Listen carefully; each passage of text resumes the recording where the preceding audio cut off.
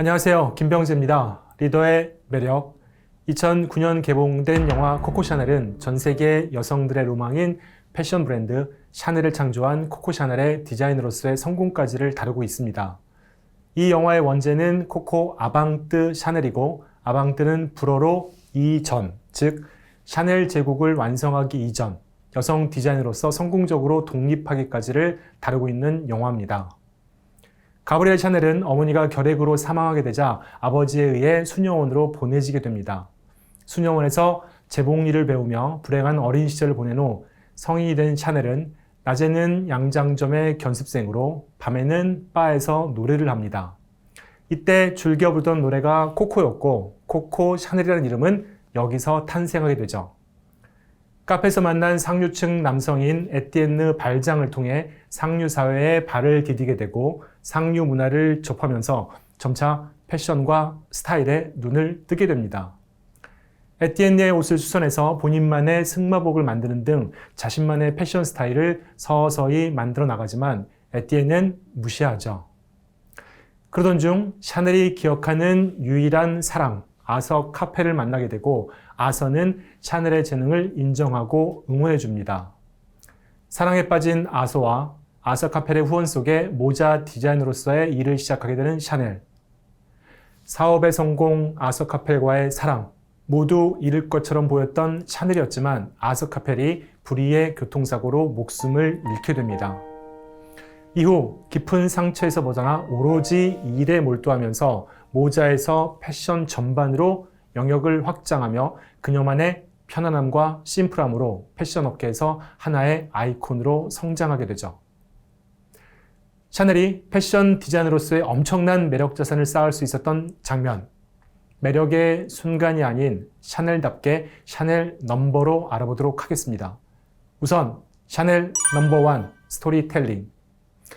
비록 수녀원에서의 생활은 불우했으나 이런 스토리가 샤넬이라는 브랜드에는 오히려 큰 자산이 됩니다. 수녀원의 스테인 글라스를 본따 샤넬의 C 로고가 만들어지고 수녀복의 화이트와 블랙 컬러는 샤넬의 컬러에 큰 영감을 주게 되었으니까요. 결국 매력 자산으로서의 스토리텔링은 비록 불우했을지라도 본인의 경험에 기초했을 때 진정성 있는 생명력이 넘치는 훌륭한 자산이 됩니다. 그리고 샤넬 넘버 2 도전. 깃털, 리본, 꽃과 같은 사치스러운 디자인이 유행하던 시절 무겁기만 할 뿐인 모자를 보며 샤넬은 얘기합니다. 머리에다가 슈크림을 얹은 것 같아요. 주렁주렁 매달린 보석 장식들을 보고는 금은방을 터신 것 같아요.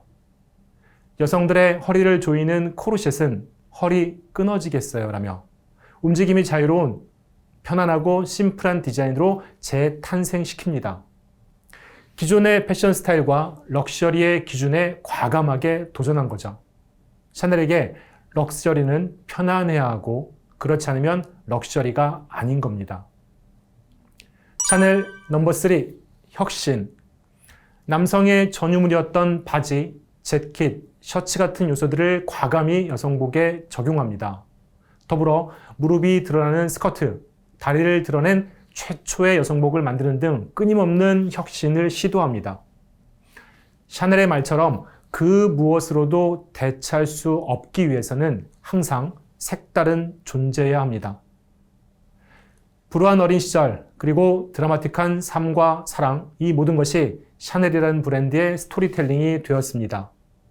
남성에게 순종적이어야만 했던 시대상을 거부하고 이에 도전하여 여성들이 편하게 숨쉬고 걷고 생활할 수 있는 옷을 최초로 만들었으며 깊은 슬픔에도 굴하지 않고 끊임없는 혁신을 통해 현대 여성의 상징이자 전 세계 많은 여성들의 로망으로 샤넬은 자리하게 되었습니다.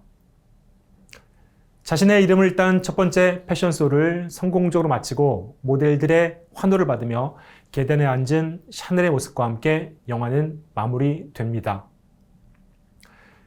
리더님들, MBTI를 다루었던 노팅힐에서의 특집에 이은 리더의 매력 두 번째 특집. 샤넬을 다루면서 특집이라 패션 말고는 다른 게 있을 수 없습니다. 지난번 내 인생의 영화 이벤트를 통해 리더님들께서 많은 의견을 주셨는데요. 그 중에서 구체적인 패션 스타일링에 대한 의견도 많았습니다. 그래서 마련해본 패션 스타일링. 제가 리더님들의 매력적인 패션 스타일링을 위해 말씀드릴 수 있는 첫 번째는 나를 정의하라입니다. 패션은 단순히 나를 둘러싼 옷, 가방, 구두가 아니라 나의 정체성을 드러내는 수단입니다. 나는 누구이고 어떠한 내가 되고 싶은지에 대해서 명확히 정의하는 것이 매력적인 패션 스타일링을 위한 전제라고 생각합니다. 여기에는 연령대도 라이프 스타일도 삶에 있어서 추구하는 가치도 다 포함됩니다. 이러한 정의 없이 옷만 계속 유행에 따라 바꾸어서는 옷값만 많이 들어갑니다. 자신에게 어울리는 삶을 살라. 그것이 궁극의 럭셔리다. 20세기 말 샤넬 제국의 건설을 주도한 너무나도 유명한 패션 디자이너 칼 라커펠트의 말입니다. 두 번째, 공부하시기 바랍니다. 이른바 패션 테크. 우리의 많은 매력 자산 중에서 쏟는 시간과 노력에 비해 가장 빨리 쌓을 수 있고 또한 높은 자존감에 도움이 되는 것이 패션이라고 저는 생각합니다.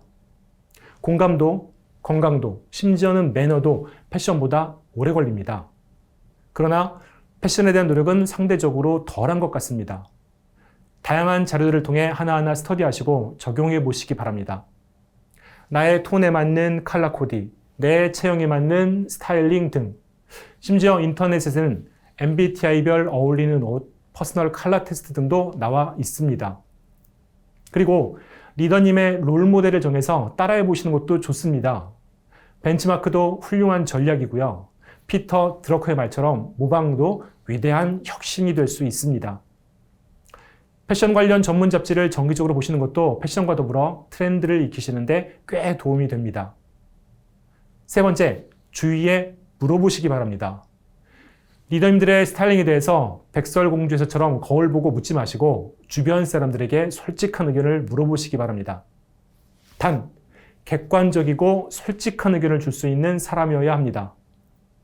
가까이 있는 나의 패션 멘토인 거죠. 직장에 다니신다면 밑에 직원들에게는 묻지 마시고요. 그 친구들은 영원히 없을 수도 있습니다. 자녀가 있으시다면 중고생 자녀가 제일 좋습니다. 거칠 게 없는 애들이거든요. 우리가 흔히 얘기하는 명품, 명이 한자로는 이름 명자인데 저는 밝을 명이 진정한 명품이라고 생각을 합니다. 단지 이름값으로서가 아니라 나를 밝게 빛나게 해주는 것이 진정한 명품이죠. 나를 올바르게 정의하고 끊임없는 공부와 함께 주위의 의견에 귀 기울이실 때 진정한 명품, 나를 빛나게 하는 패션 스타일링을 하실 수 있으리라 생각합니다. 여성이 자신을 가꾸는 건 남성을 위함이 아니라 여성 자신을 위한 것이고 높은 자존감은 여성의 매력이자 품격이다. 샤넬의 말입니다. 영화 샤넬을 통해 샤넬의 매력 자산으로서의 스토리텔링, 도전, 회복, 탄력성 등과 함께 높은 자존감을 위한 품격 스타일링의 중요성, 더불어 밝을 명, 명품 스타일링을 위한 의견도 함께 드렸습니다. 시네마를 통한 공감 마감입니다. 가성비란 말을 많이 씁니다. 매력 자산의 여러 요소 중 노력 대비 가성비가 높은 패션 스타일링, 지속적인 노력을 통해 자존감을 높여 나가시는 패션 피플, 그리고 명품 리더님이 되셨으면 합니다. 패션에 신경 쓴다고 해서 지출을 많이 하시라는 얘기는 절대 아닙니다. 희한하죠? 냉장고는 가득 차 있으나 먹을 게 없고 옷장도 가득 차 있으나 입을 게 없고 그러나 냉장고에 이런저런 재료들을 잘 섞어 훌륭한 요리가 만들어질 수 있듯이 패션도 그렇다고 생각합니다. 입을 게 없다고 생각되는 리더님의 옷장 다시 한번 살펴보셨으면 좋겠습니다. 자, 내일은 다시 한국 영화 잔잔한 감동의 리틀 포레스트입니다. 리틀 포레스트가 전해주는 사계절의 매력과 함께 내일 찾아뵙도록 하겠습니다. 감사합니다.